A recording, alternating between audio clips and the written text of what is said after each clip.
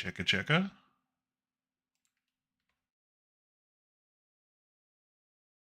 Oh, okay. It's live. Hold on, I'm going back to intro. Boom. All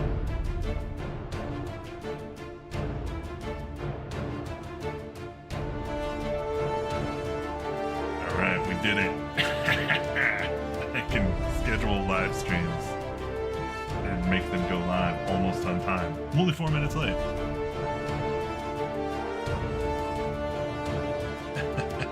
Cool. Oh, we made it.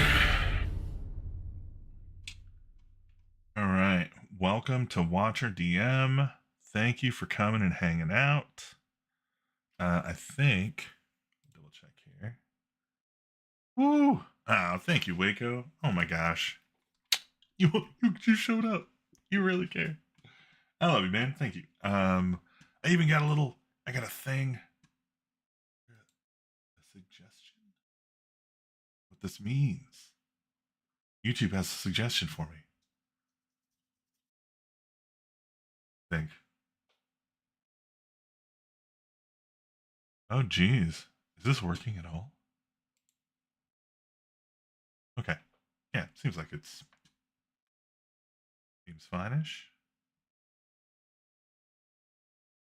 Is it? My God. No idea what's going on. Okay, this seems fine. Everything's fine. Hi, dude, yes. Devil horns. For my people. All right, cool. So, yeah, Watcher DM, we made it to 500. Thank you so much. Yee. Yeah, you guys helped. I appreciate it. Honestly, anybody who's on YouTube who has like way more subs than me and has been willing to like hang out with me and like talk about nerd stuff with me, you're the reason. What you drawing? It's a good question. So this is my spider devil monster that follows the party up the elevator in hell in our most recent adventure, A Privatized Little Hell, that we kickstarted. Sorry, I'm just going to check real quick, make sure that, okay. Seems like the quality's all right-ish. The thing I'm not seeing is, oh, right. You know why?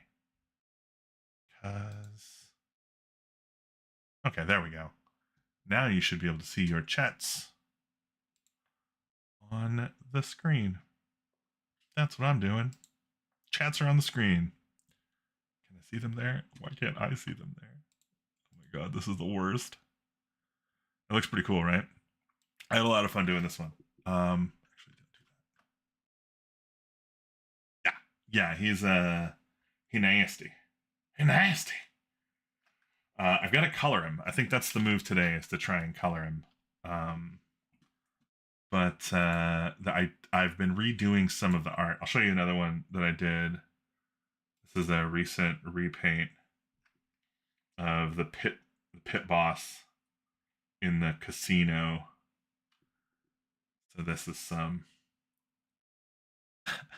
Danny, that is horrifying. Well done. I think you meant to say, damn, that's horrifying. Yeah, that's fair. You can call me Danny. What's a name between friends? But yeah, so this little jib here, I'm thinking I got some. So the reason that my stuff is all looking, I think, better, personally, I think it's better, is because I invested in the Rusty Nibs brush pack. And so I've been playing around with all these cool Rusty Nibs brush pack things. And they've got all these ink washes and all kinds of really fun stuff. So I'm going to dip into some of these and muck around a bit. I think I just need a new layer for some color, and we're just going to go ahead and, yeah, look at that. How wild that is. So juicy.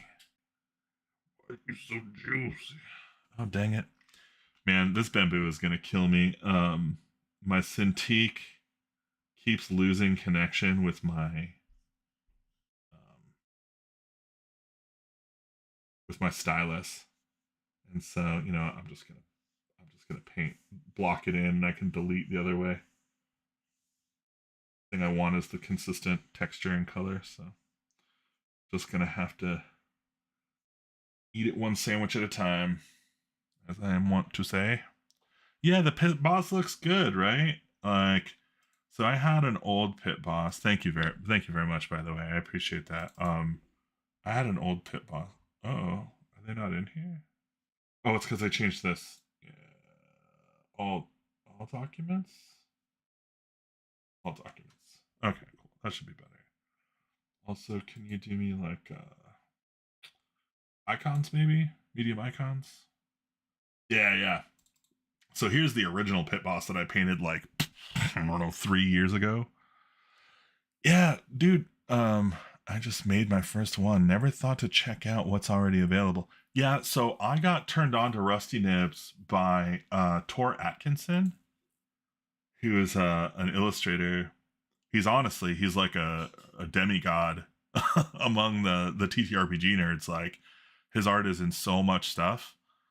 He's been doing it for his whole career. Has been comic books and RPG illustrations, and I just so happened to like luck out to play with him at a Shadow Dark West Marches game. So a friend of mine who was running that game knows Torin, and so invited him, and so he came and played. So I got to meet him, and really, really cool guy, really down to earth. But I watched some of his streams, and he uses Rusty Nibs by this. It's some company. I'm not going to be able to remember what it is. Anyway, so this is the original Pit Fiend or Pit Boss. He looks mad, but it ain't great. This is very much an early effort on my part. So I was like, I don't like it anymore. I'm gonna redo it. So we're bringing it up to this guy here, which I think has a lot more. He's more vibing. I think the book has changed where we're not going to be using like super dark backgrounds anymore. Um, I think the text just looks better on a white background. It's more readable, and I feel like you know, I always say this, like there's a lot of designers out there who are doing very cool looking, very edgy, really fun visual stuff, and I think that's awesome. Like I think that's necessary, but for me, for what I try to use at the table, I want something just readable. I need to push myself on brushes. I pretty much just use one Sharpie vibes. Yeah. I'm not gonna lie. This is a pretty Sharpie vibe thing. Like it kind of hits the same notes, right? It's got that kind of a little bit of edge to it, a little bit of tooth. But hey, welcome Holloway. Thanks for coming. This book is gonna look sick. It was already gonna look sick though. I commissioned a bunch of art for it from Lady Lorelei, who did the amazing cover and so much beautiful art. And we've kind of been toiling over the layout. Like I said, for a couple of years, we've been working on it. Um, so yeah, I'm excited to get it out. I think the artifact is gonna be looks great. Love a chunky image. Yeah, I love it when something's got a little meat on the bones. And yeah, you can kind of tell here where like the so like these layers up here, actually I actually have them as layers. It's like the head layer, you can tell is like one level of kind of brush or nib thickness, and then like the next layer behind is a little bit thicker, and then a little bit thicker. And I think that's actually it's probably the wrong way to do it, but I think it works in this case because what I'm doing.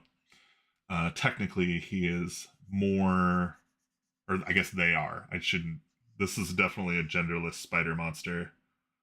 Um,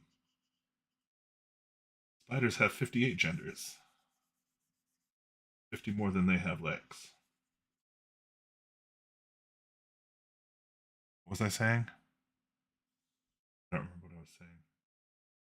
Well, no, I can't do that. I have to keep the color. Anyway, how's everybody else doing on this beautiful Saturday?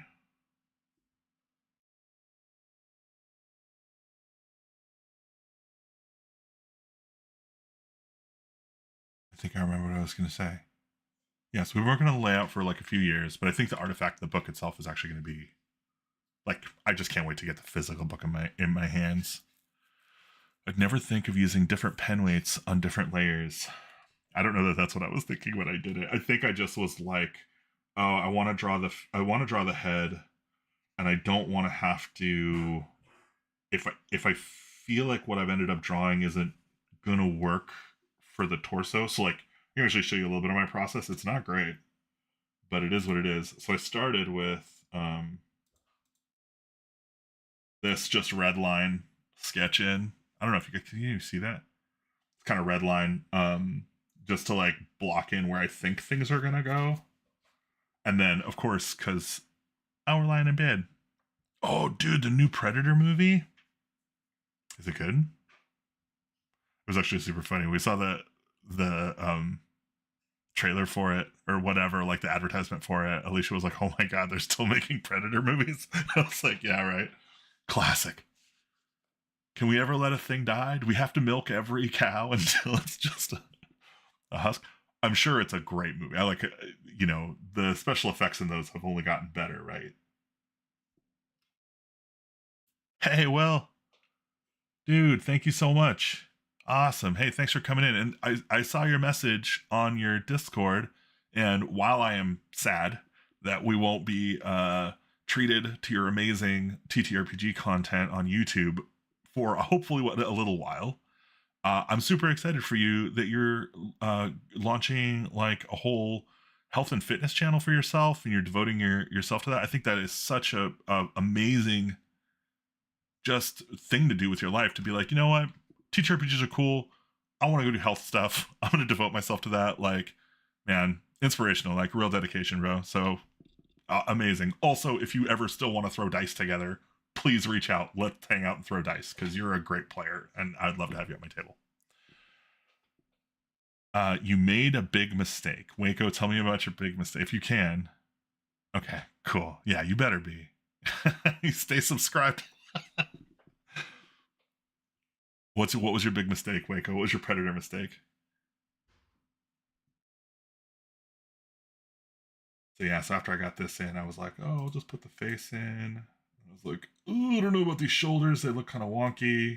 So you can see I totally changed up the pitch on my shoulders and made them a little more chill. And then, oh god, I don't even know what's happening here. I wonder if this was, okay, yeah, this was like an early sketch too. It got kind of stuck in here in the layers. So this was kind of like a thumbnailing kind of move, I guess. Which I didn't love, so I killed it.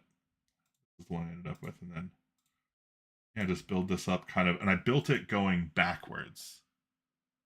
Forgot that you have to check what language the subtitles of a movie will be in. This movie has a lot of aliens talking to each other, and I only had Dutch subtitles to explain what they were saying. Wait, do you read Dutch? Do you know Dutch? Tell me you. Oh, yeah. Okay. Start learning Dutch during Predator movie. Okay, so you know what? This comes back to something that I have opinions about. I think I made it in a recent video that I made about random dragon generation from the sandbox generator. I was talking about how I have opinions about dragon names, and naming things that are not human. Oh yeah, Dutch predators speak Dutch, basically, like it's alien Dutch. It's pretty cool. Yeah, that sounds like an amazing way to learn. Okay, so here's my thing though. Aliens, what do they talk about? Right? Writing dialogue for an alien or a dragon or even an elf, to me, seems like such an unknowable task. Like, obviously, it's within the context of a human story, so we're gonna write what we're gonna write. We're gonna deal with it. But like, I think the thing that takes me the most out of science fiction alien stuff and the most out of like fantasy stuff, like I watched have you watched Dragonheart? Predators aren't saying stuff like good morning and yes please. Yeah, no, of course. What are they talking about though? Because like, what would aliens talk about? I think this. So the reason I bring this up is because it came up the other day when I was walking with Austin, and I used to have this saying where I would like, people like to imagine things. They like to imagine how things are. You know, like, oh well, that's just the way things are. Yeah, totally. It takes me out of it. Um, and like I always felt like I had to remind people, like, people see a people world, you see a human shaped world, right? Like everything in it has some utility to you, its context is about you, your shape informs everything about your world, which is so weird, but it's like totally natural. And like a snake lives in a completely different world. Like whatever snakes are talking about, we wouldn't even begin to understand. Like their conception of how the world operates, everything about how they interact with it is so foreign. So I think like when we say, you know, there are no intelligent life in the planet and the universe or whatever, except for us or like yet that we know about or whatever. Like that's just us being like, well, this is what intelligence is. Obviously, this is what intelligence is because that's what we experience as intelligence. But like, I see birds doing some shit that I'm like, they know what's up, dog. Like the fact that they don't have to like, you know, build houses and burn gas is not. Yeah. Anyway, it's my opinion about animal stuff, and I think dragons are the same way. Like a dragon name wouldn't be comprehensible to a human. So humans name dragons after shit that humans are terrified. So like you might name a dragon like the same as you would name a volcano, right? Or a fault line or a tsunami. Like you would name it like a natural disaster because I think that's how humans would perceive dragons. But dragon names for each other are probably nothing to do with anything that we would think about as important, right? Ageless, timeless beings of perpetual consumption. Super weird. Man, one of my favorite things that I kick around all the time, every time I go walking with Alicia, is I come up with Aarakocra idioms about like they're just like, you know, if you were a bird person and you were like in a human, you know, you're in a fantasy world or whatever, like what are the things that you say to other bird people? Yeah, natural disasters is good, right? Hey, Kusa, welcome, dude. Thanks for coming. Um, but yeah, like, you know, I think like they probably have opinions about taking food from humans. Like, never take a free meal from a human. They'll eat your children. Like, they will cage you and eat your children. Why? I'm look at the chickens. Like, they're doing it in front of you, right? Like, that's a relation. I just feel like that's just such a, and there's lots of stuff like that, you know, where it's like, yeah, humans are only capable of seeing things on the ground, like, you know, from the ground. Like that would be a very bird thing to say. Like they just don't have the perspective, you know. So a bird's opinion of a human's ability to understand things is probably like kind of condescending. They're like, yeah, yeah, I mean, you would understand better if you had more height, you know, if you were up higher elevation. Anyway, that's just my, that's me thinking about bird thoughts, and I don't know. I don't know what I don't know. So yeah, I don't know. All right, we're gonna keep coloring this guy. Well, actually, we're gonna keep erasing what I was coloring. Don't let me get off. Oops. Don't let me get off track too hard here. I do want to get some of this stuff done. I gotta do this. Hide it.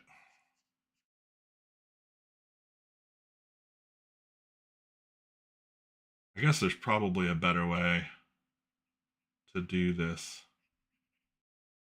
than the way I'm doing it.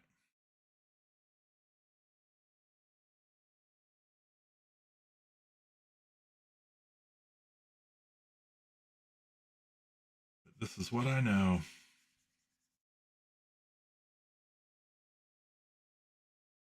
Ooh, so you got any exciting news about that Black Friday sale. You guys hyped about it? Also, last time I talked with you, you had like a new project you were maybe working on. Are we allowed to talk about that yet? Are you good? Or I won't say anything more than that if not. So hit me up in chat. Let me know.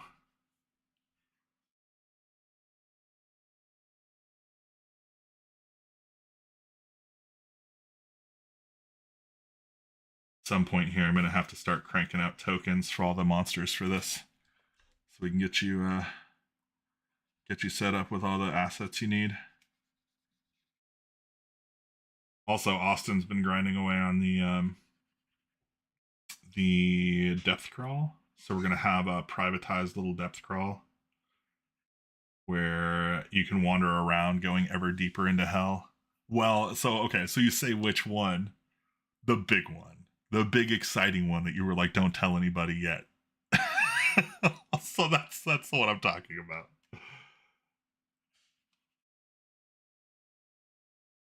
It was a new client, I think, that you were very excited to be working with, and I think you had already started working with, but I don't know if it was public that you guys were working together. But honestly, it's been a minute.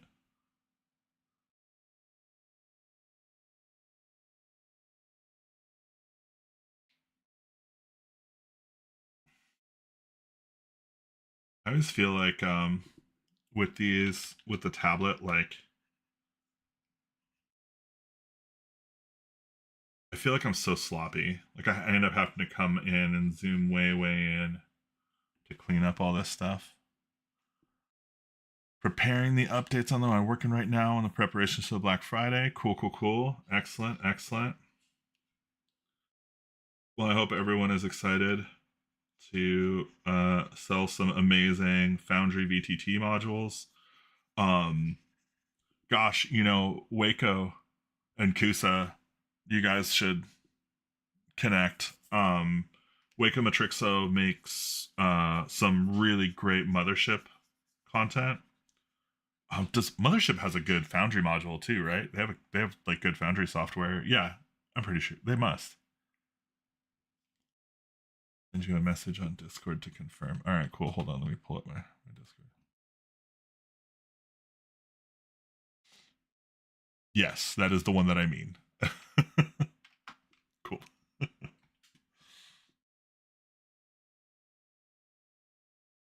Discounts up to 40%. Holy smokes. What an amazing deal. Yeah, give me spoilers, man. Anyway, Waco stuff would, I think, be a great asset to have on a web store. Although I guess you guys currently don't have any Mothership stuff on there, right? So yeah, that's public. Okay, cool. But yeah, Kusa and Hod Publishing is the company out of Brazil, I believe. The Coriolis, the Great Dark, and the Invincible. Yeah. They do custom Foundry modules with publishers, so they'll like basically they work out a deal with you. You guys can talk about it out of band, but like they do like basically all the heavy lifting for digitizing and getting everything going. And then, oh, nice. Forbidden Lands, Vyson, Coriolis. Holy crap. Yeah, companion app totally does. But with so many potential customers on Foundry, it's just that, for me, like, I don't even, like, yeah, I'm just going to be really real. I am not making RPG stuff for money. I can't, right? There's no way. There's no way I can make enough money on RPG stuff to pay a bill. Like I think I buy a thing every once in a while with the money from RPG stuff. And then I'm buying things to make YouTube content about because I want to know all the RPG things. Like that's what I'm doing here. So don't take my advice. I have bad advice when it comes to making money at TTRPG stuff.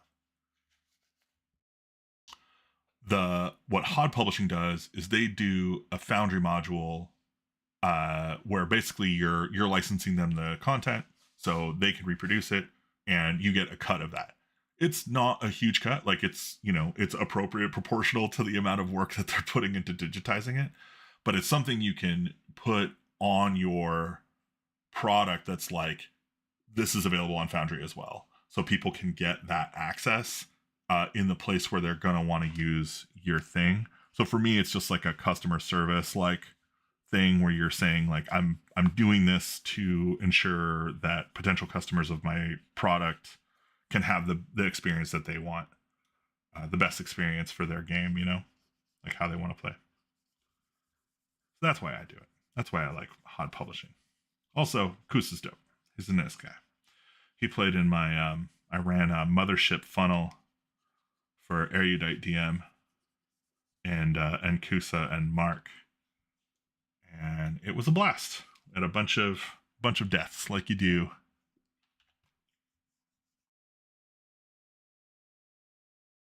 Looking for a publisher now, man. I wish I even knew what that meant. I was talking to, so I went to a couple weekends ago. I did. It was a Shadow Dark. That's right. It was a Shadow Dark funnel. I did a con called ProtoCon. I was actually a volunteer, like I guess, I don't know, I was an organizer for it. And it was all for playtesting. So we basically, like, there were developer tickets and then like playtester tickets, and people would come with their game prototypes. Still get to play a funnel. Man, I would love to play a mothership funnel. I actually think a mothership funnel would go pretty well, if I'm being honest. It's got that deadly character to it. You can do some pretty gnarly stuff with it, and character creation is so fast. It's just like, it's really good. But so I went to this con that my buddy Jay had organized, and why was I bringing this up?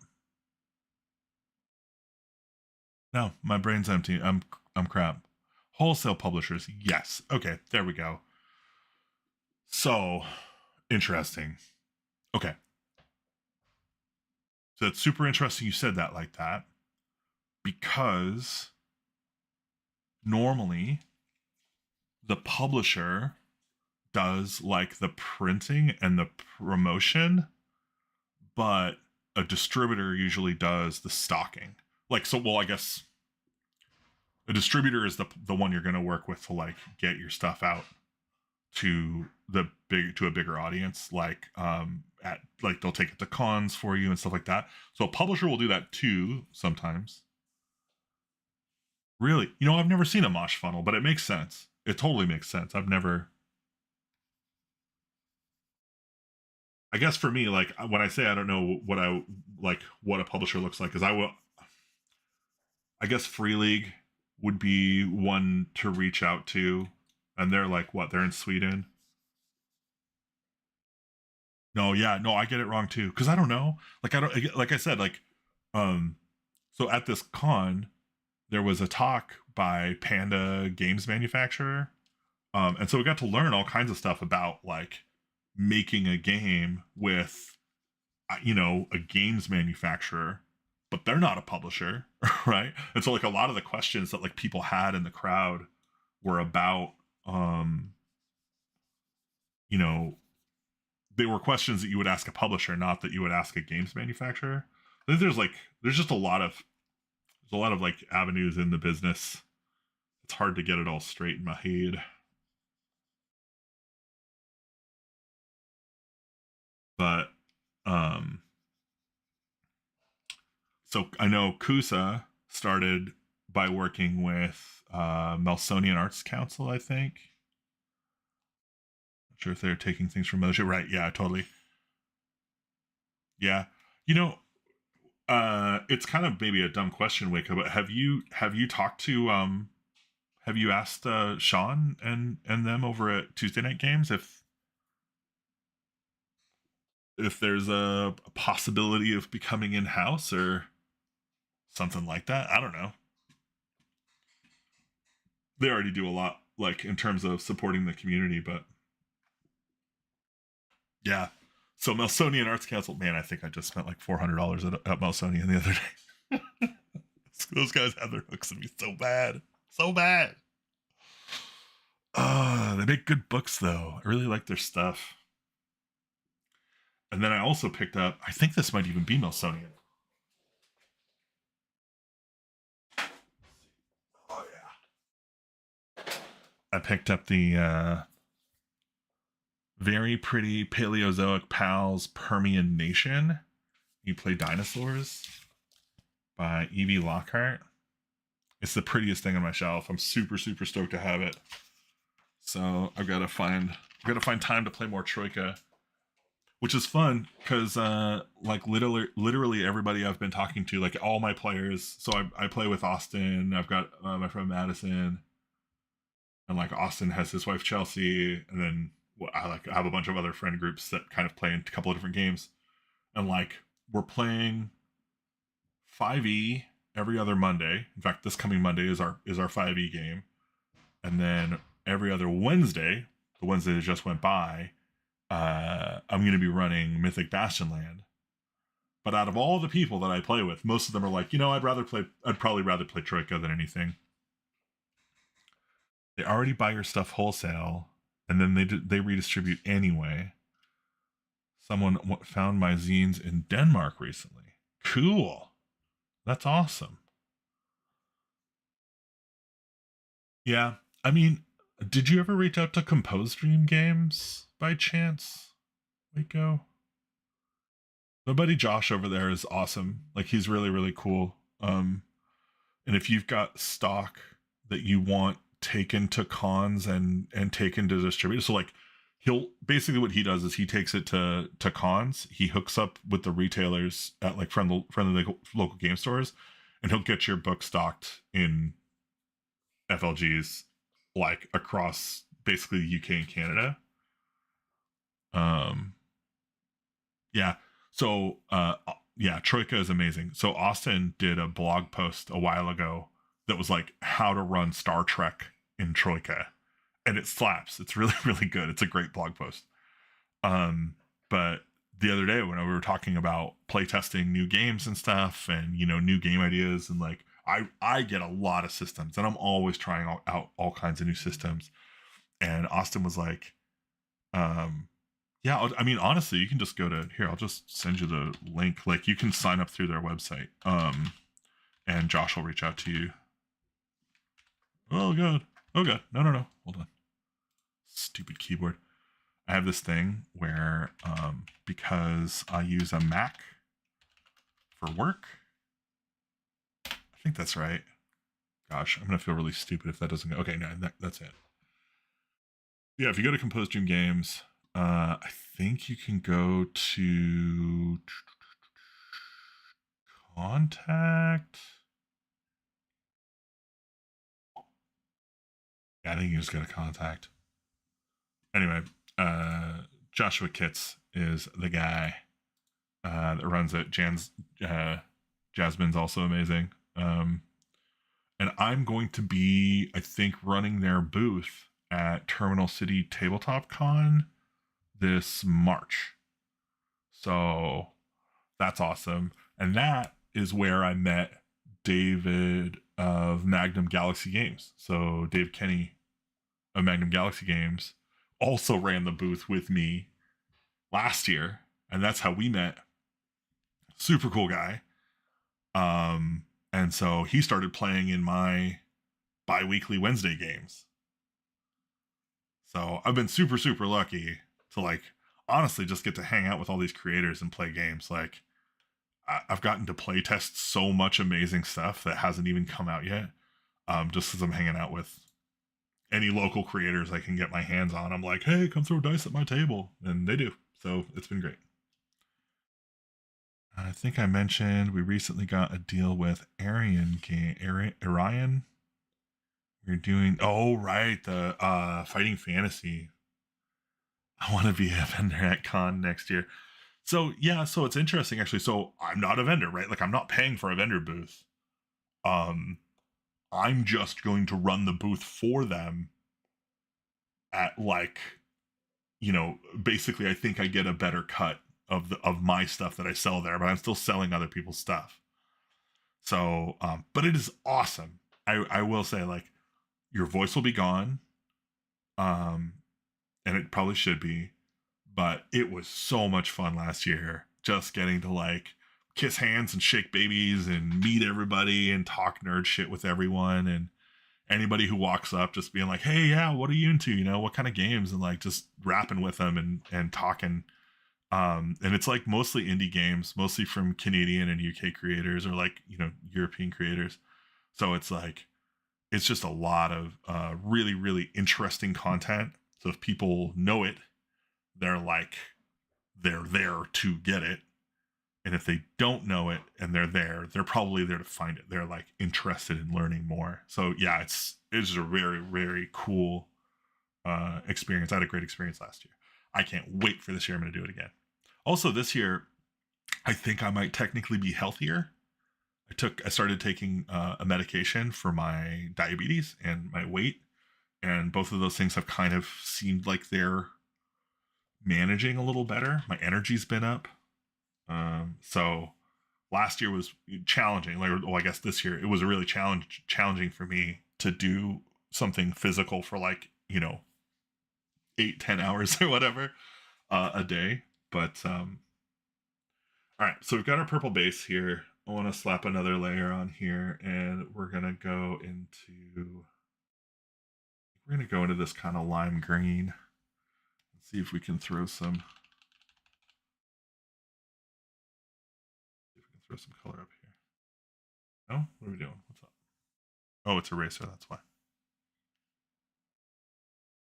Okay, I don't hate that. Um,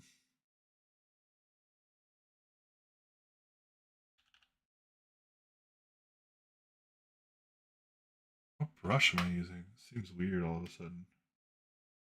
Nope, that's heavy ink. I'm gonna go heavy ink diluted though.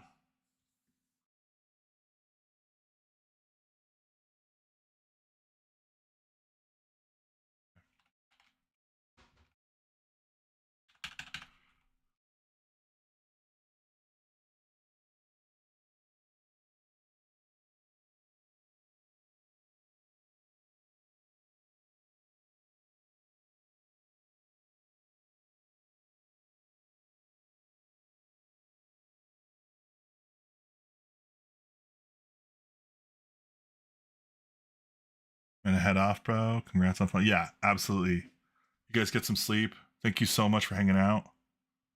Melly, I love you. Waco, I love you. Tell me about Predator next time we hang out. Orion Games. I'm just gonna Google that real quick. Okay. They've got a pretty amazing dice photo as their homepage thing. Advanced Fighting Fantasy. They do Maelstrom Prophecy, Crown and Dragon. Humanish. I love the title. A fast, easy way to learn one book RPG. Oh, sorry. A fast and easy to learn one book RPG of vampires, werewolves, ghosts, and ghouls. These monsters might be undead, but they are still human. Well, sort of. That's cute. Sorcerers of Ur-Turok. And then Vikinger. A D caret based game of Vikings. I feel like maybe they were hitting D6 and held shift too long. Raiding, plunder, runes, and longships are all here, along with your shield wall and skirmish rules, allowing you to play in any Viking-based setting. I do love me some Viking shit. Well, I'll check these guys out, man. Thanks for the lead, Kusa. Up here. All right. Let's see if we can get.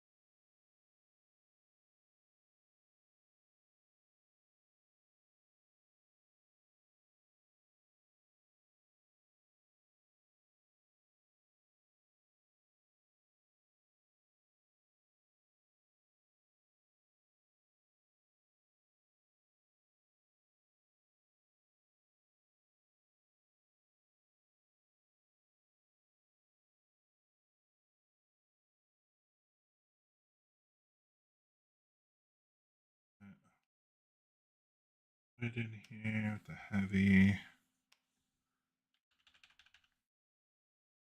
Here is. Here.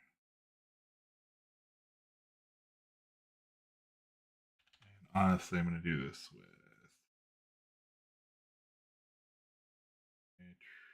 nib technical rusty nib 2.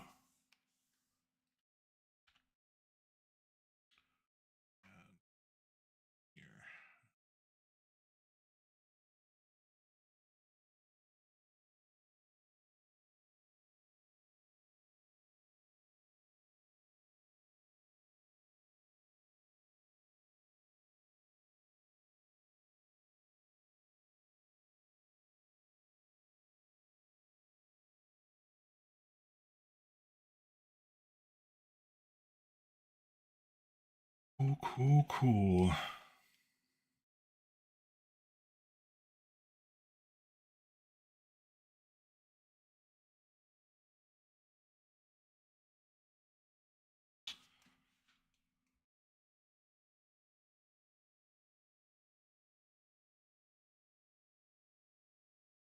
Big old juicy eyes. Love it. Love it. Go into this. And this. Come here. Honestly, I'm going to grab the thing here. So I select the layer. Selection from layer. I come here and I mask it.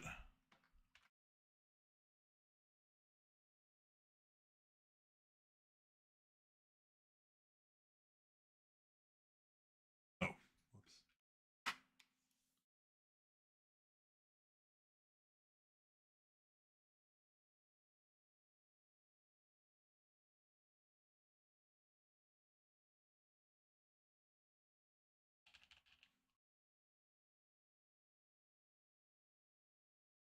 Pretty cool drawing. Hey, thank you, Arthur. Hey, man. Huge congratulations on the. Wow, geez, you got the Crown Phage, right? Crown Phage. Did you get this?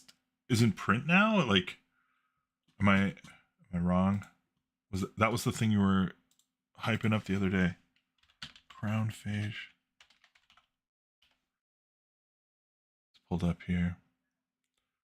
Yeah, geez, how many zines did you make? It's a lot. These are crazy, man. Amazing productivity.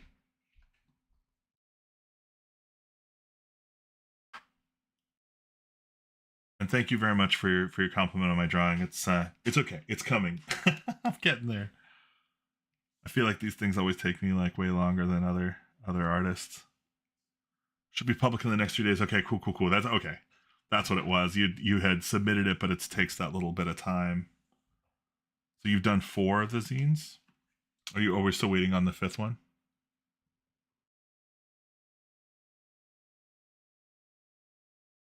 And then didn't something happen with Moonsilk?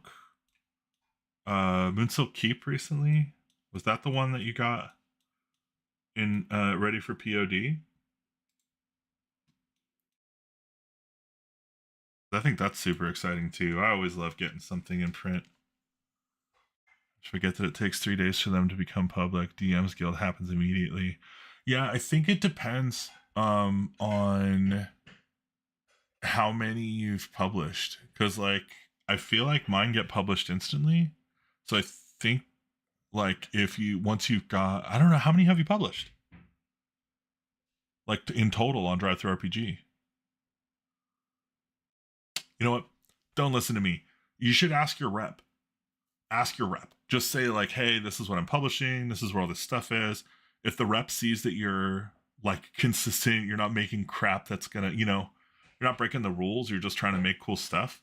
They have the power to make that not bad and just make it go live. Like it takes, I think when I publish something, it takes like an hour for the cache to clear, and then it's live.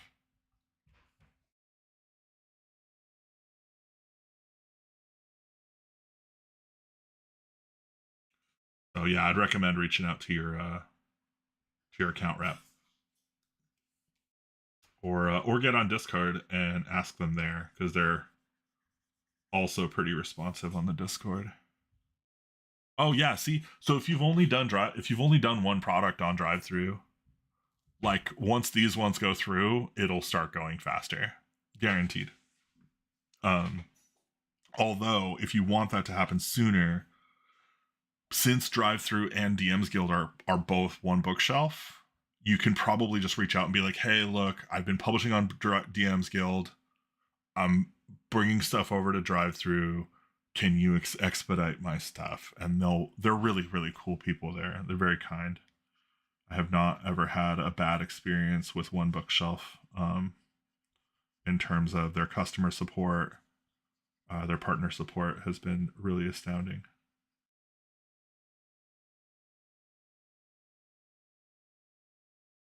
And yeah, if you see Cage, say what's up for me. Yeah, yeah, go get him. Go get him, Taga.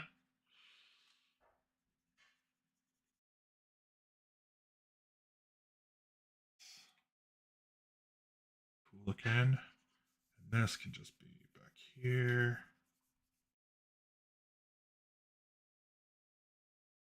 Shady legs in the back here. Hey man, just let you know, I'm going to rest. Almost midnight here. Yeah, absolutely. Go get some sleep. Thank you so much from the bottom of my heart for coming to hang out. It means a lot to me. I wouldn't be anywhere without this community. You guys are the best. So I appreciate you. Thanks for coming and hanging out.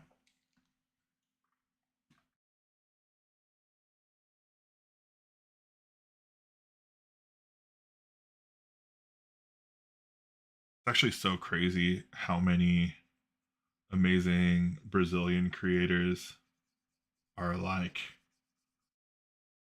just everywhere. Honestly, Brazil produces so many amazing creators like all the time.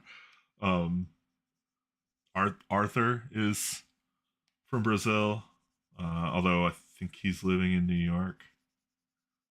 Um,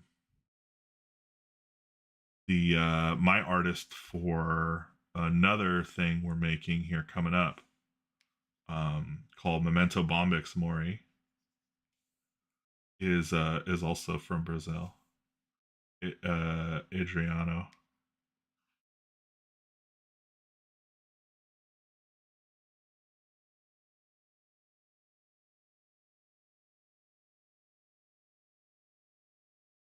So I can't color that in. Lost the lost my shady bits. Lost my shady bits.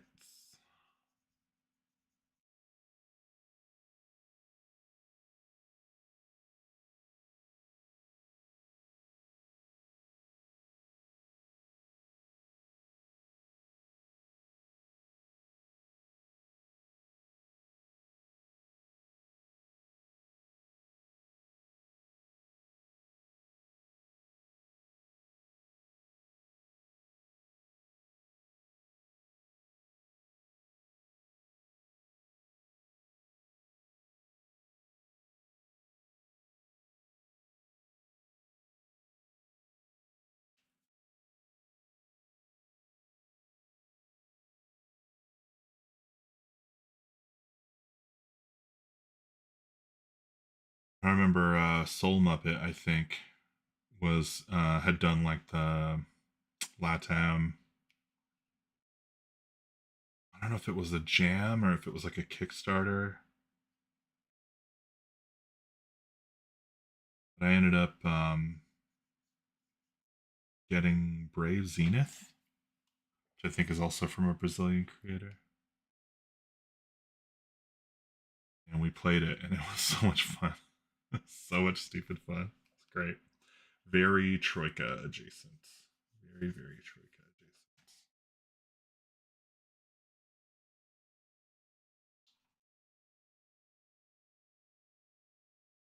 Okay. All right. I think, if this leg needs to be farther back, I think I'm going to get rid of this. Get rid of the screen here. It's not the place for it. Also, my arm and my wrist are starting to get a little bit tired, so I'm probably gonna take a break here. Have I got a sort of system for how I use color? I wish. I don't know shit, man. I'm just trying stuff at this point. I don't know. Like, that's not 100% true. Like I've done some stuff that I can point at to be like, oh, this is how I'm doing the color for this. So this is the guy that I'm kind of basing this color off of. And largely how I approached him is actually I can just show it here, I think. So yeah, so I started with a green undertone, just to kind of block in, and like it doesn't have to be good. In fact, I don't even know if I kept this, so maybe ignore that. And then I brought some warms. So this is just some yellow kind of warms in, on top of it, just to kind of establish some of my lights, like some of my light shapes that I wanted. And then I basically just coated that whole thing in this layer, which is just purple. And it's basically that same purple that I have on this guy, on the demon spider, right? It's this very similar, which is, if I'm being honest, a Watcher DM brand purple. It's kind of like I love purple. Um, but you can see I use that same ink wash kind of style, but I did two coats of it. So I did one coat just to cover the whole thing, and then I did kind of a second kind of coat to get some of these shadow shapes in.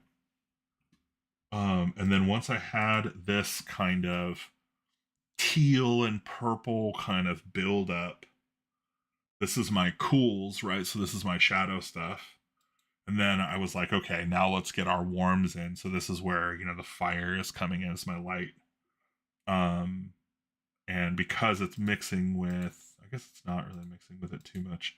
If I brought this up higher, it would be, but that's too much. So yeah, this kind of washes a bunch of stuff out, but I think it gives it the right, like, orange and purple, I think tend to make a really good, oops, get out of here. Good contrast. And then I put my whites in, which really are grays. They just look white because the context. And then I threw in just some blue stuff here. And I don't even know what this is doing. Oh, this is the key color down here. So this is like me trying to do the thing. I don't know. Yeah. I don't know if that makes any sense. These are all CMYK colors. Um and yeah, I just try and build up like some interesting layers of contrast and texture, and then try and, make that make sense. It doesn't always. I feel like in this case here I'm kind of fighting with some stuff, but should be fine. I think I was already singing the praise of, but like I love how this rusty nibs just makes it look like you have completely intentionally done everything on the page. Like, just looks is a very confident looking nib, or like brush. If that makes any sense.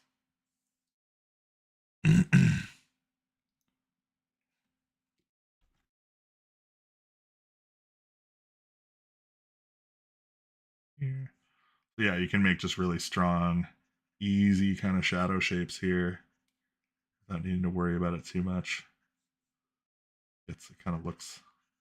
I don't know how I was expecting it to look. It looks like I knew what I was doing.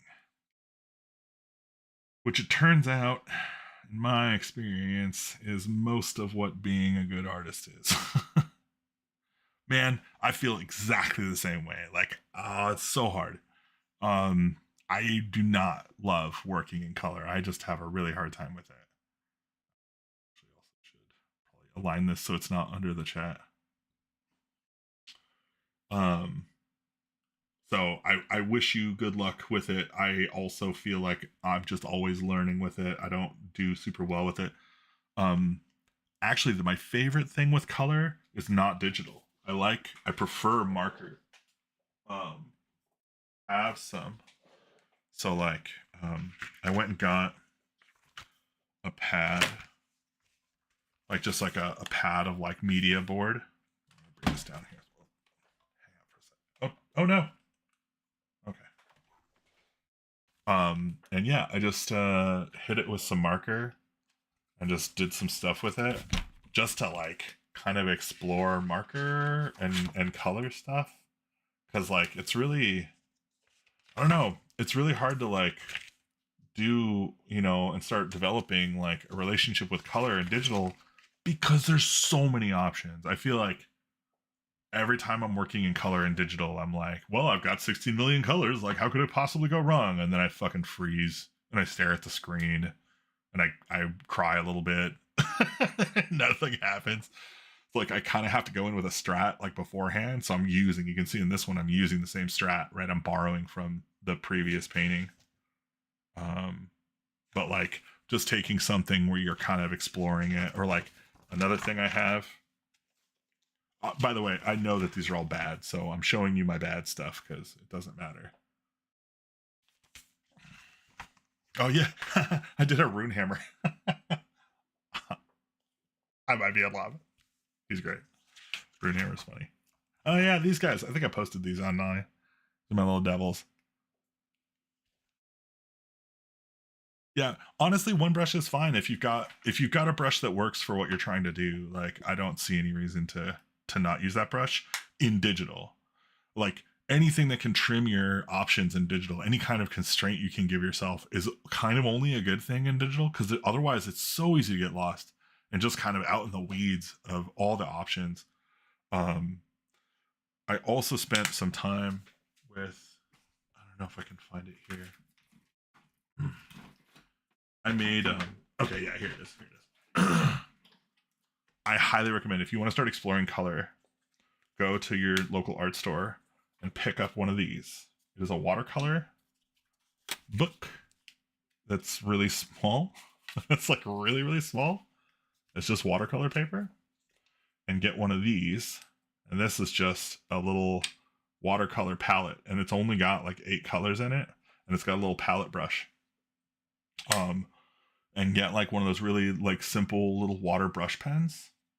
And I kind of just use this, so like I will just use this to kind of explore, you know, really small thumbnail-y ideas. And there's a Teo Sabadia actually. Oh shit, hold on, it's the wrong one. Teo Sabadia. Also a fan of him. But like, it doesn't have to be anything, right? Like, okay, that's a wizard, sure. But like, that's not a thing. What is that? Like a, I don't know, it's a fruit? Is it a ghost? Nobody knows. Well, some leaves, right? So like, this is great because you can kind of explore stuff. Now I found this size particularly kind of limiting. Yeah, watercolor's great, man. Yeah, and it's absolutely like, I feel like I learned more about color doing watercolor, because I used to do acrylic. I've painted acrylic before, and acrylic's very straightforward. It's very much like painting with a digital brush, but you don't end up dealing with layering the way that you do with watercolor. Watercolor layering is very much like, you know, whatever you're whatever's on top is going to mix with whatever's below it, right? So like even just this, where you're just kind of like, oh, shoot down some shapes and draw some stuff in them. I also super recommend like making your own. Yeah, it's no pressure, right? It's just like play around, have some fun, explore it. I think actually this is kind of cool. So these were the I just did these for Vaults of Varn. I did some paintings in this little book. But like for me, this is the jam, right? It's like I made this book. Like I just made it. I was like, I want to know how to bind a book like this. And so I got the cardboard and I took some watercolor paper and I cut it up and I got the stuff I needed to make this. How did I learn to draw? Was it hard to go from physical to digital? So that's a very difficult question to answer. I don't think that I did learn to draw for a long, long time. I was drawing for a long time without having learned. So I just kind of did. Thank you, man. I kind of did, like when I was a kid, I would just kind of like ape I like Mario and stuff. So I would like, oh, I would draw a little Mario, and like Zelda. So I would just draw stuff that I saw in like books and stuff. And they weren't great and I wasn't great at it, but it was fine. And I was good enough that people would say like, oh, you're so talented. And so I drew a lot when I was a kid, and growing up, but I just thought I was just good at it and that I was just always going to be good at it. So I didn't practice, which meant that from the time that I was like a teenager until the time that I was in my 20s, I did not really improve very much in terms of drawing. And the thing that screwed me the most was that every time I drew something, I wanted it to be good. And so I would stop as soon as it wasn't starting to work out good. As soon as something started to look ugly, it wasn't going well. And I was like, no, no, no. And I would stop. So I actually have, like right here, I have a bunch of books, like sketchbooks from my 20s, my early 20s, that are like a little sketch, a beginning of a doodle on a page, and then just abandoned. And it's page after page of that kind of stuff. So this last year, so I've been doing this forever, right? And like I would draw some stuff and I kind of get a little better. I would tend to do like big bursts where I would like really try and practice drawing, and then I wouldn't get amazing results. And so I'd be like, and I would flake and I would stop working on it. And it was around this time last year. It was basically, I think, in December, after I had done last year's Inktober, which did not go well. I did not like my Inktober last year. In fact, I have the book of that. So, how do you get better at drawing? Draw a lot. Like, I draw a lot. Like, how do you learn to draw? Draw a lot. Look at reference. That's the whole game, is look at reference. And don't try and draw good stuff. Just try and learn how to draw. Like, that's the part that got me for the longest times. I was always trying to make my drawings look good. And you have to go through the process of like letting the drawings be bad, make the mistakes, see what makes them bad, and then go through the, like use that information to inform your next drawing, which should also probably be bad. It's going to be you learning. I'm going to switch to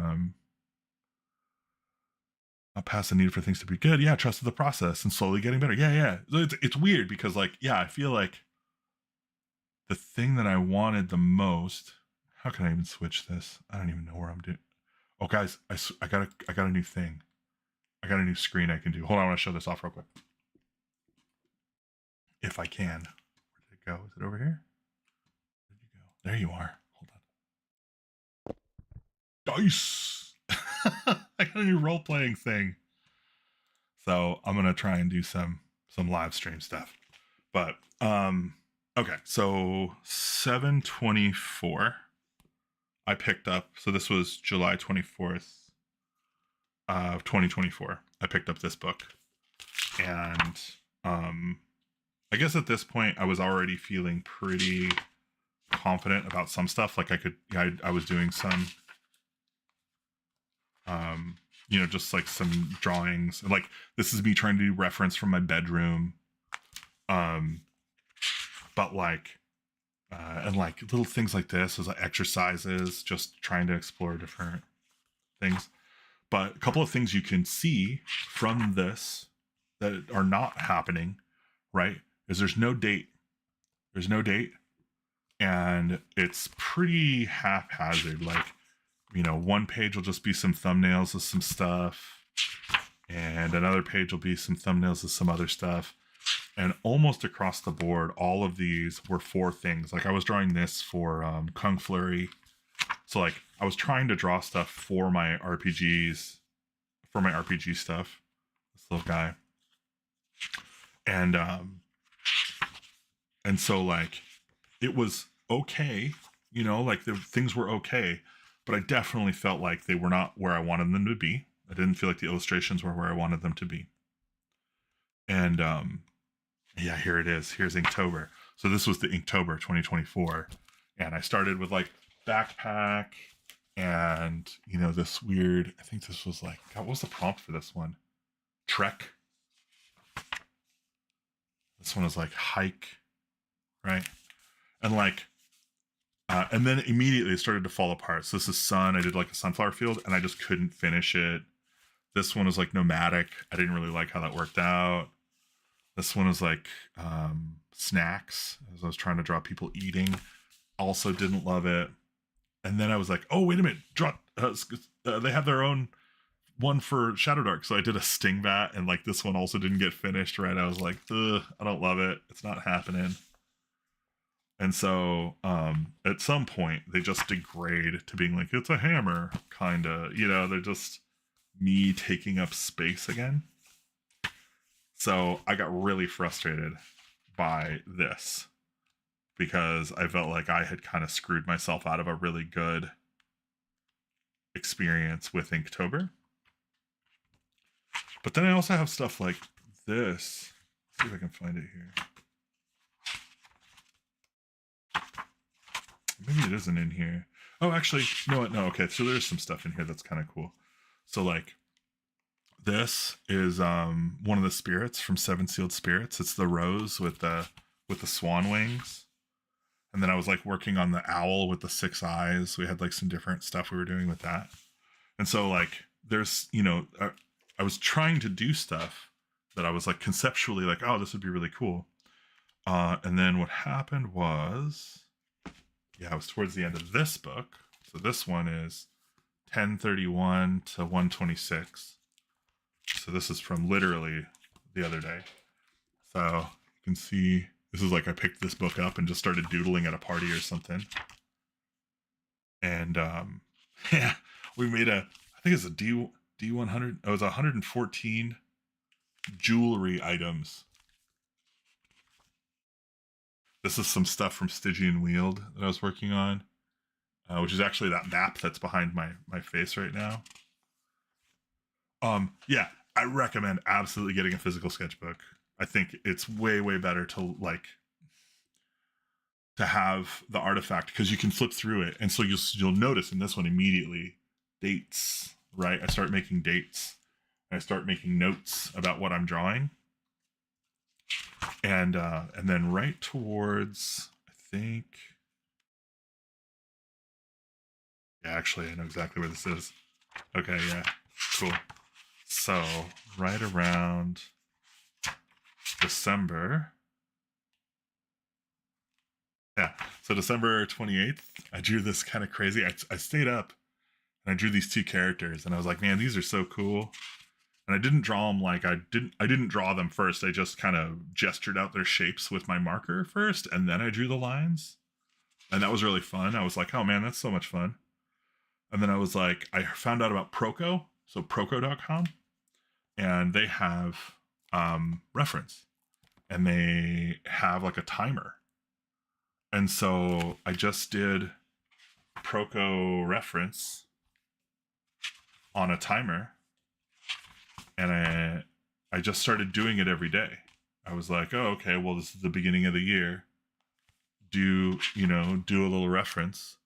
And these are gestures. These are really small. This is like, I think this was 5 over like 5 minutes. This one is 2 minutes.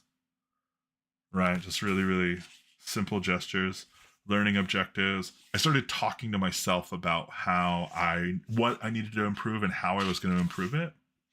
And then every day I would just take reference and I would draw something, and I would spend at least 10 minutes every day trying to do a physical, piece that was, again, Proco.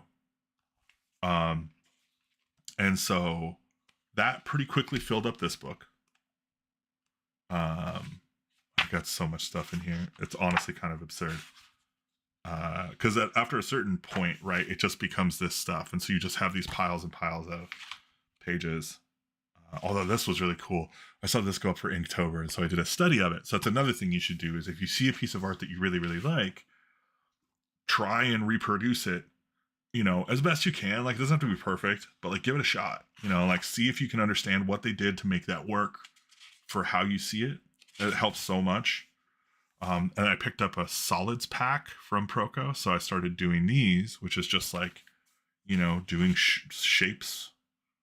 And then I also picked up a landscape one. So I ended up doing these little like thumbnails of landscapes and some more. Jeez, just some more. You know, these are just really, really fast. There's 2-minute drawings, 1-minute drawings, whatever. So that closed out this book pretty quickly. Like this was probably the fastest book that I did because I had so many of these in it. Hey Mark, what's up, man? Thanks for coming. So this is like a bear. I did a bunch of bears because I was trying to, yeah. So I went and looked up reference and I drew bears for 30 minutes. So this is how, you know, you asked how do you learn to draw? This is pretty much how I learned to draw. But these books are kind of nice. I like them, and I don't want to waste them on really small, like gesture studies and stuff, like the little like 10 minutes a day that I do. So I went on Amazon and I picked up these little books. So these are, I don't know how else to describe them. They're just like brown paper, like just really cheap brown paper. They're staple bound, or I feel they're stitch bound.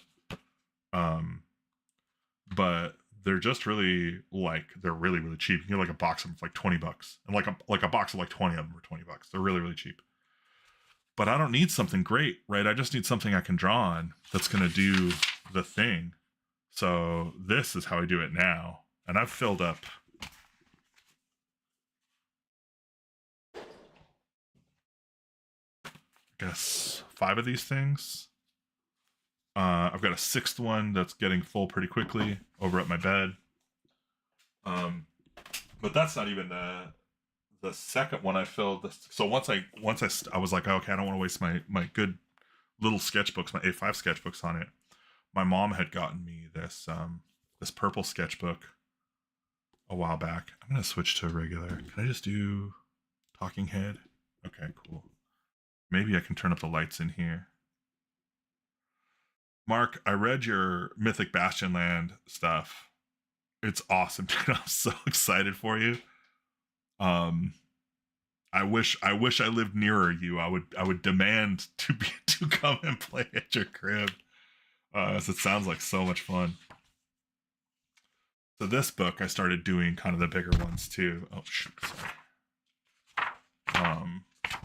But it pretty quickly became just, you know, page after page of studies, and, you know, trying to quickly capture gestures and, you know, what's happening.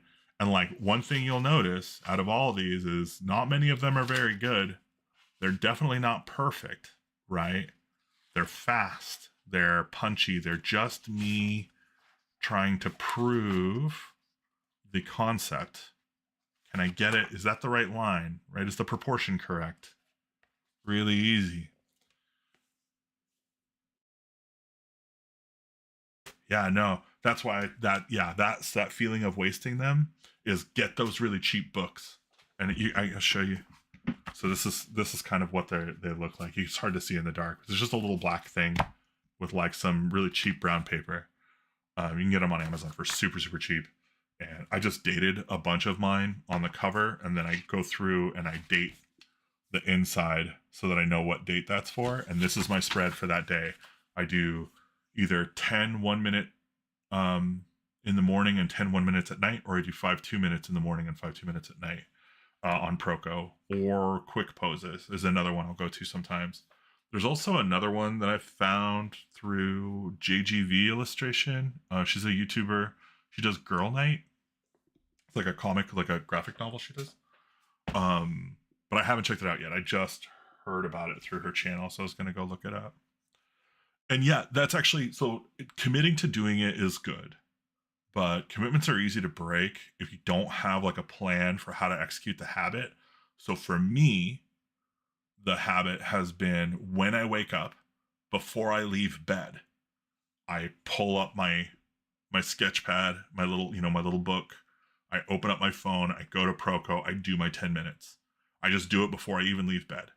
So I know I've done that. And then I've got a half a spread done.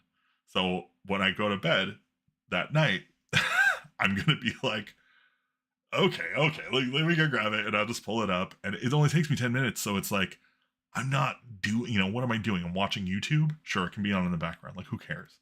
So So that has been my plan for getting better at illustrating over the last year. It is hard. It is hard with ADHD, and I don't think that I don't have that. I think that's why I had to do the when I wake up before I leave bed. Right? It's like a thing where if I'm like, "Oh, I should get up." I'll be like, "Oh, I haven't done my Proco yet." And that's the thing. I just had to get into that habit. And because it's already a ritual, right? Where I wake up and I'm like, yeah, get it done before you can distract yourself. Get it done before anything else can distract yourself. And when you go to bed, when you're about to go to bed, that's the other thing, right? Is like, okay, I can't fall asleep yet. Even if I'm exhausted, even if I'm tired, and I don't feel like doing it. That's the hard part. Is like when you don't feel like doing it, just being like, it's 10 minutes. This is nothing. I've taken shits that were longer than 10 minutes. I didn't want to do those either. Um, so all of this to say, oh gosh, yeah, I don't even have it in these books. It's in my actual active book. Um, all of that to say that it resulted in the making of the beacon. So long way to get here, but I'm gonna promote my dumb thing right now. So sorry, guys. This is not my dumb thing. This is knock. I was actually planning on doing some knock stuff. Maybe here in a minute. But I'm going to pull up the beacon real quick to show off the thing that I made because I think it is adjacent to the conversation. Because this is another trick that I learned for improving my illustration. Crack it open here. We're going to hide this. The beacon. So, Drawtober 2025 for Shadow Dark, right? 31 days of illustration, which if you have not done something for 31 days straight, it's hard. It's really hard. Now, I had already done almost a year, right? Or like at least 10 months of like regular daily 10-minute practice, which was totally achievable. That no problem, 10 minutes.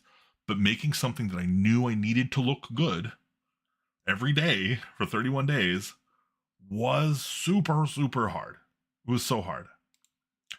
So, oh, see you later, Arthur. Thanks for hanging out, man. So what I did was I have a drawing that I did of this guy with this dumb mustache and this little helmet. And I drew him it was like on a corner of a page of a sketchbook somewhere, but I loved him. I was like, this guy is hilarious. I want to play this guy. And I had already been kicking around for a couple of years now, I think, the idea of like a torch-based class for Shadow Dark. I was like, man, it seems like such a missed opportunity that like in the Shadow Dark, the thing you're going to need the most is a guy who knows how to hold the torch really well. Because like the DM's going to attack the light. The world wants to kill you and it's dark down there. You need this, right? So like I had already been kind of kicking around like some mechanics for how I would do it. And so when the Shadow Dark Drawtober came around, I was like, oh, let me go grab. I tried to draw some stuff. I tried to draw Torch. I tried to draw Idol. And I just drew them like I was doing it for the thing, but I did it before October. So basically into the end of September, I was like, I want to do this. I'm going to start planning for what I'm going to do. And I tried exploring some stuff and I was like, oh, I'll try drawing a torch and I'll try drawing an idol and I'll see if other ideas I have are going to work. And then I looked at the other prompts and I was like, man, these are going to be fucking hard. There's a lot of prompts and they are all over the map. And so, but then I saw my little nerd guy, my guy with the stupid mustache. And I was like, well, wait a minute. If I can draw him with a torch and I can draw him with an idol and I can draw him with, each of these prompts, then I always know what I'm drawing. Like I only have to be drawing this same guy and I'll just get better at drawing this guy. And of course I can deal with him being in these other situations. And so the Beacon class was born in 31 days. I drew 31 images of this guy, Arthur Chuffbeck, who's quoted here as, go ahead, attack the light. I'm not afraid of the dark. But this is him getting attacked by an ooze in his backpack. And This is him getting brain eatered. And this is him running off with an idol. So these are 4 or whatever of the 31 illustrations I did during October for Drawtober. And you can see the rest of them on the Shadow Dark Discord. But the cool thing about this was like I came out of the other side of that with like a whole ton of illustrations I could pick from for this. And I had every reason to just finish the thing. You know, it's like, oh, well, I guess I just got to write the beacon now. Like, yeah, like what else would I be doing? And it took me like 2 days. I basically had the scaffolding of the beacon in a half a day. I sent it around to like Mark, who gave me some amazing feedback, and some of my other creator buddies. I sent it out, and everybody gave me really solid feedback. And yeah, it worked. It looks great. I'm pretty stoked about it. I still want to make an adventure for it. Like I want to make a full like just kind of torch-based adventure for dealing with this guy. But that'll come. And then also I included in the product here we have 5 Shadow Dark swords from our blog, which you guys are awesome. You subscribe to me here on YouTube, I assume. But if you want the really good stuff, you should totally go to our blog on our website. Like Austin writes amazing stuff over there all the time. And sign up for our mailing list, because I don't even think like there's an ad in there, but it's for like chicken dice on only crits, and it's not the best thing in the email. The best thing in the email, every email is kind of insane. It's got a lot of stuff in it. Projects are the only way I can follow through on things. Cool class, man. Oh, thank you. Yeah. I'll be honest, like making a deadline. Yeah. C-Sig loves the swords. C-Sig has been our biggest fan with our Shadow Dark stuff, which is awesome. You actually, I don't know. Well, C-Sig, I have been going through the process of remaking a lot of our 5e stuff in Shadow Dark.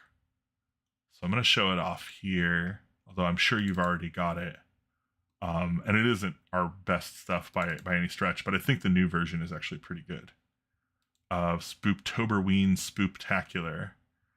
So this is actually a Patreon exclusive product. Let me see if we can find it here.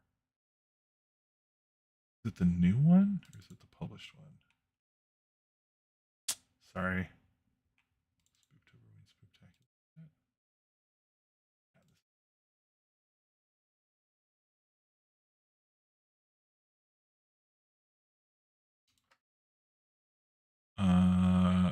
Can you all see that?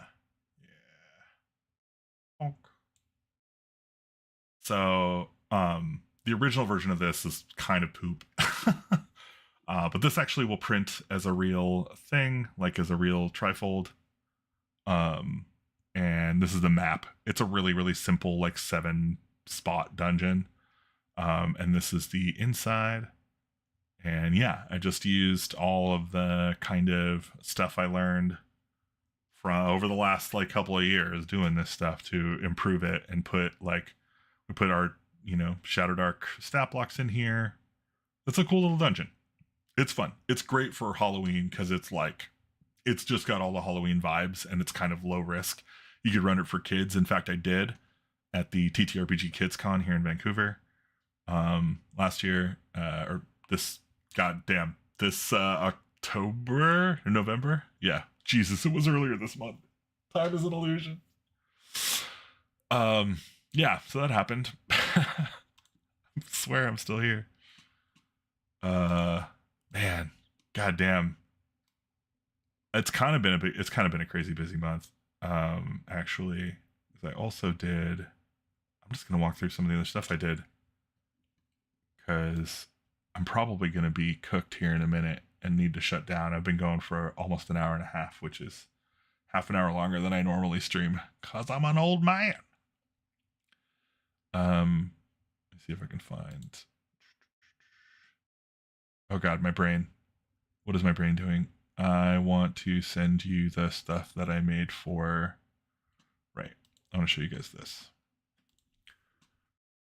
Where I hide things on my computer is a mystery even to me. But So, do you guys know the NSR Discord at all? Or NSR Cauldron, I guess.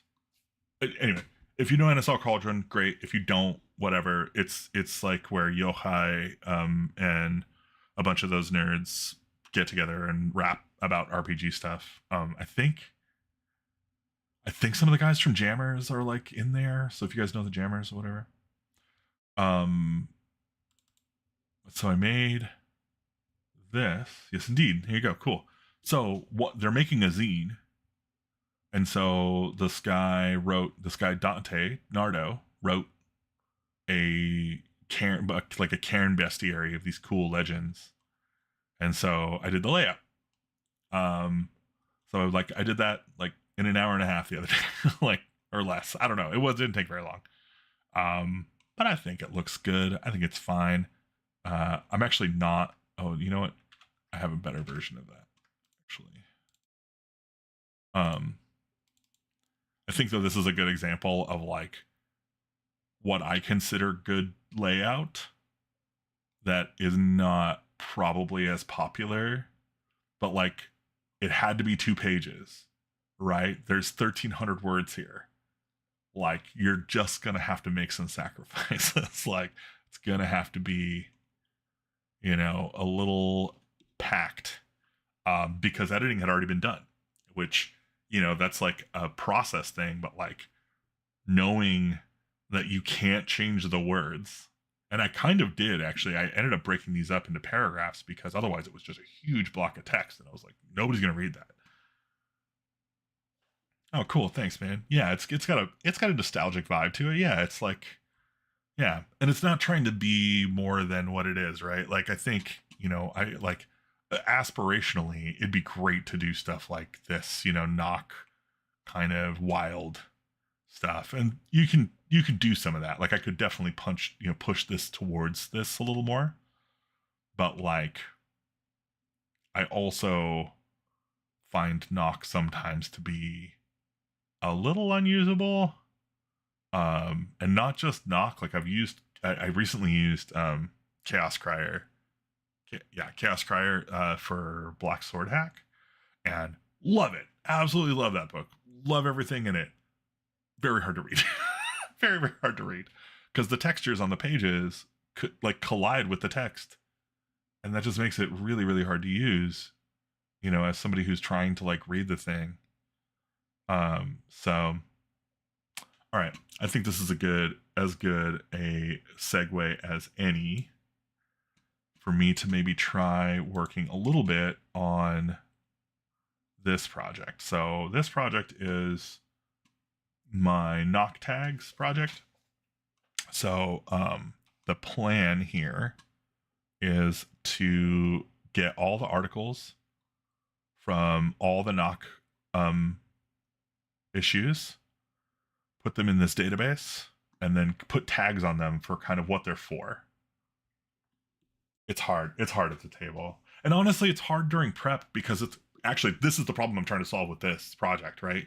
Is like during prep, I either have to be like sitting there just kind of suffusing myself in knock, or I have to have like seen a thing specifically beforehand that I'm like, I've got to use that the next time I prep, and like remember to go pull it out and do all the work. And I get that. Like that's fine. I don't think it's too much to ask for, but it would be really, really helpful if I had like a tag system where I could just say, I need wandering monsters, and I could just get everything that has wandering monsters in it and look up those articles so I know what I'm looking for. I can go between different issues and stuff. So that's what I'm working on in this project. And when I brought it up on the knock Discord, they said they were working on something similar. So we'll see which one gets done first, which is fine. Fine if they win, obviously, I think. So RPGs as emotional gambling, which is page 68. Is it going to be the real 68? Probably not, right?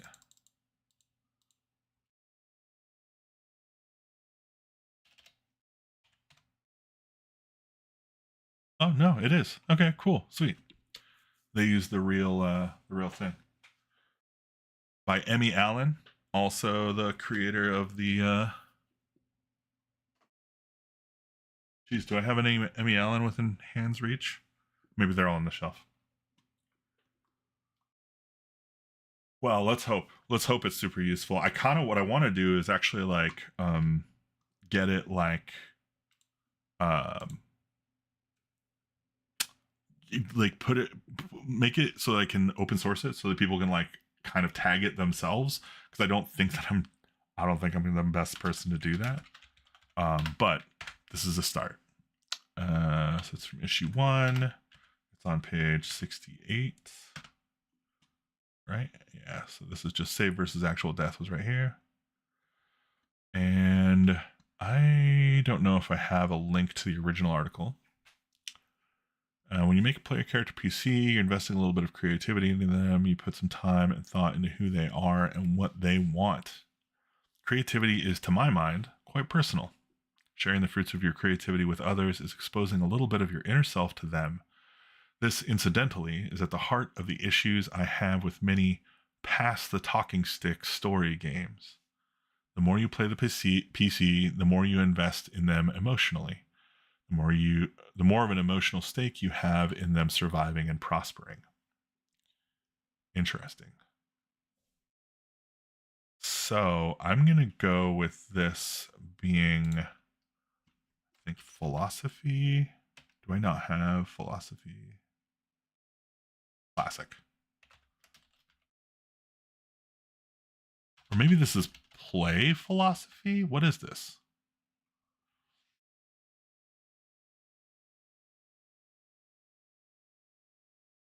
Yeah, we'll go with play philosophy.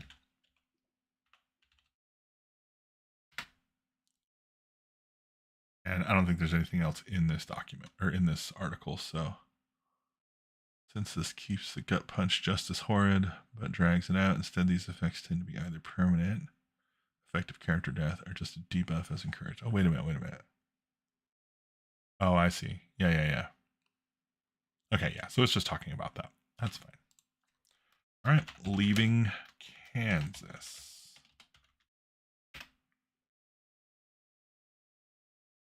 Also by Emmy Allen. Oh my god. Happens every time. I forget how to type. Issue 1, page 70.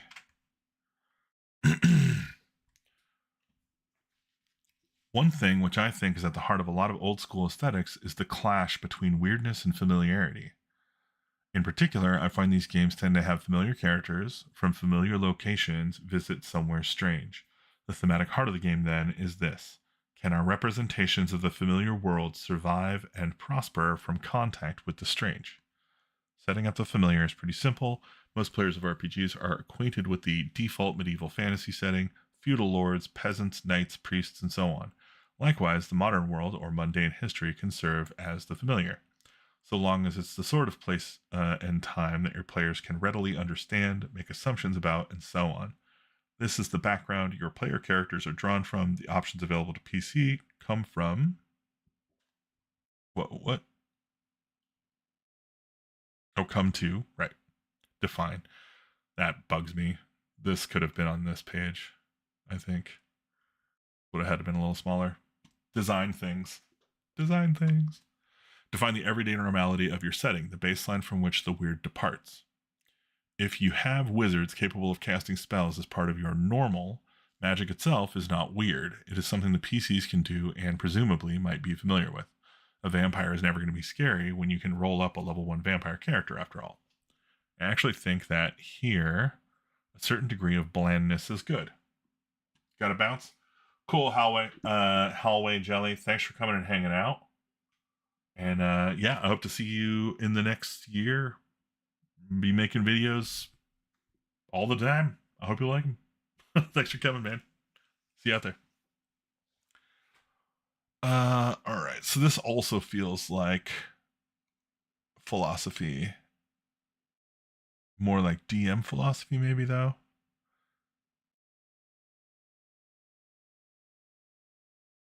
It's a pretty long article, too. Weird needs to stay weird on an out of character level. Basically, every player by now knows what an orc is. Those that don't will if they're encountered more than a few times. So to keep things weird, you need to vary them, make them feel new. Yeah. Yeah, Austin and I talk about this a lot, actually. You see, man. Because I think, like, from a product development perspective, when you're making a product, that's also a really difficult balance to strike. I know for us, it has regularly felt like the things that we make are too weird for the market. And I don't know that that's true. Like, it's actually way more likely that we just don't have very good reach. But it's very challenging to, like, kind of repeatedly put stuff out and have it kind of, very very little uptake.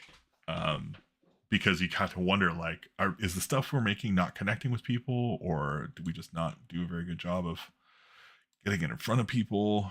So maybe if I just gave it all away for free, that would probably be the right thing to do. I'm joking. Let's see, where were we? It's 42. We just went through 70, 73. So 74 is the danger of skills. And this is by Brooks Daly. Issue 1, page 74. The debate between class-based characters and skill-based characters goes back as far as role-playing games themselves. Interesting. So this seems like DM philosophy stuff. Mechanically ride a horse at character creation. By virtue of being an adventurer, horseback riding is a thing within your wheelhouse. Now throw and ride as a skill. In some editions, you can only technically mount a horse without it, but only insofar as you were willing. Man, I grew up in 2nd edition, and that's absolutely how that worked for us. You could not do stuff that you did not have proficiency in, which probably was a bad thing for me.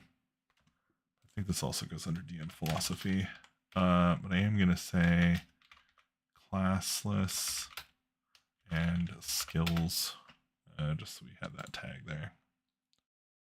D6 thieving, a simple system to handle rogue skill training so that each rogue can customize their abilities. Yeah, that's what we're looking for. 1d6 thieving by Paolo Greco. Knock 1, page 76. And this is skills. Thief. Let's see, do I have any other?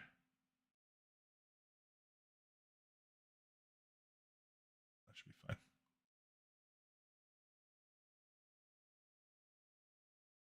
I guess it's also training, right? It's a training thing. Training, so maybe downtime.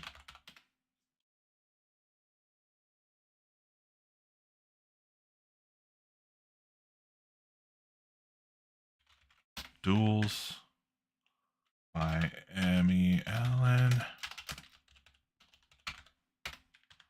1 and 78. I was inspired by my work on the Dolores stroke, but adapted for OSR games. Here's a system for when 2 characters duel. Dueling requires that one combatant agree to one-on-one combat and are not interfered with by any third fighter. Once the duel has begun, which might be in the midst of a larger fight, the combatants continue to fight round by round as normal until the duel ends. The duel might end because one duelist is slain because a third party interferes, or because one duelist admits defeat or tries to break away from the fight. Fighters resolve normally, with both sides rolling to hit each other on their action at the start of each turn. However, both sides must choose their tactic for that round. Either push, parry, or feint. Oh, this is cool.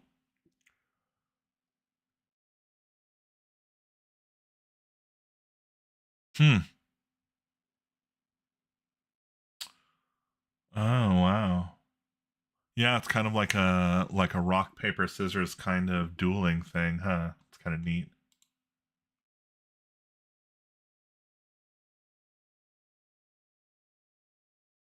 Um, combat, uh, dueling,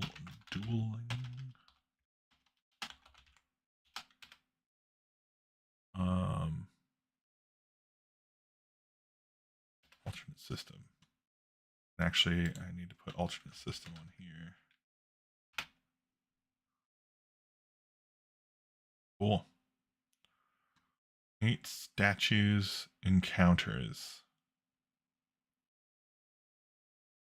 on a lonely hilltop.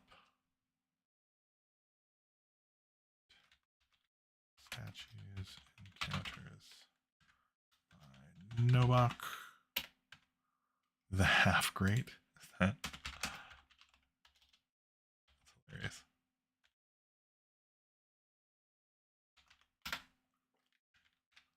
Knock 1, 80. All right. 12 basalt idols, 10-foot high and 30-foot circle, in a 30-foot circle representing austere crowned men, always quietly mumbling among themselves. Become silent as soon as one tries to listen. Empty space clearly shows one statue is missing. Bringing the missing statue 3 tons back. Gain +1 on the attribute of your choice. Cool.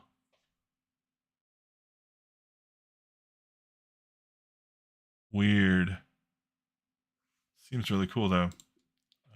Statues. Encounters.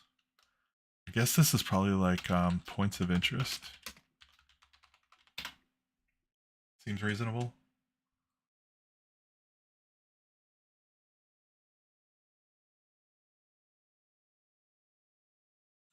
And then the overly thematic dungeon.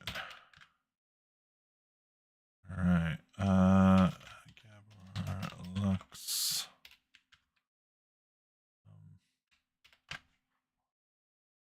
Two. Common wisdom surrounding designing dungeon encounters has changed much over the years. Yet the question of what makes for a good one or what makes for a good room mixture has never been satisfyingly settled. It's fair. Developed at the dawn of gaming. Very brief key and very sparsely seeded dungeon levels. Spend a lot of your expedition time looking for the carefully hidden lairs and those memorable special encounters, and, from a perspective, some of these games might now be described as first person crossword puzzles. That's fair. Called out. This philosophy had a relaxed attitude about what goes into the dungeon, anything that's fun and challenging, and damn those pesky questions about why and how. That's how Citadel of Fire has an underground tavern on one of its upper level dungeons, how Castle Amber has an indoor forest, how Tower Chaos has an earth elemental named Stony guarding the China room just off the kitchen, and how White Plume Mountain has, well, those canoes are a good start. This is funny. Fantastical Realm School. Okay, so this is just philosophy stuff. Steam philosophy stuff. Maybe some dungeon creation concept.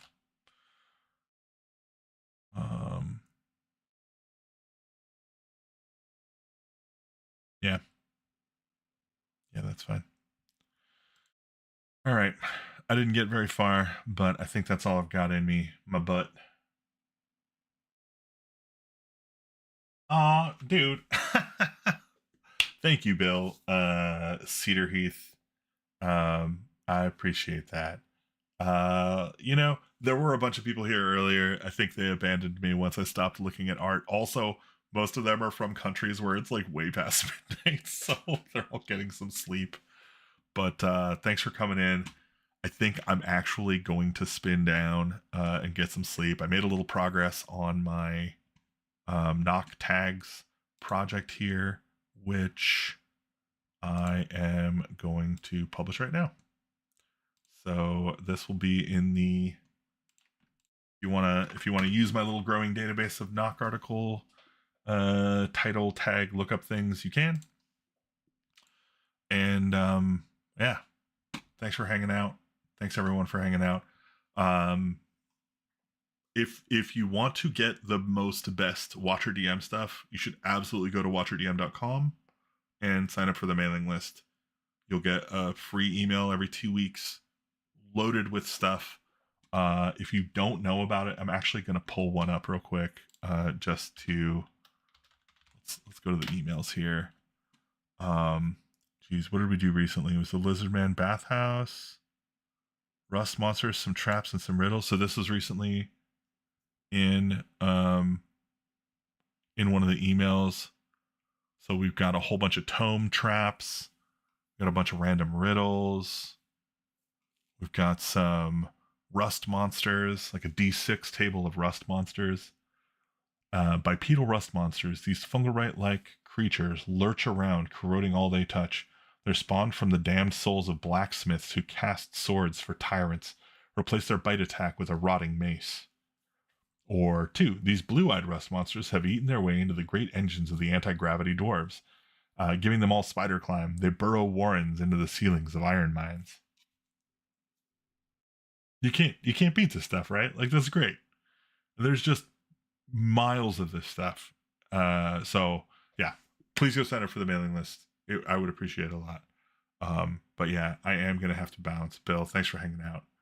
Mark, if you're still here, thank you so much for being a fan. I'm a fan of you guys, and I will catch you on the next one. We hit 500. Let's go.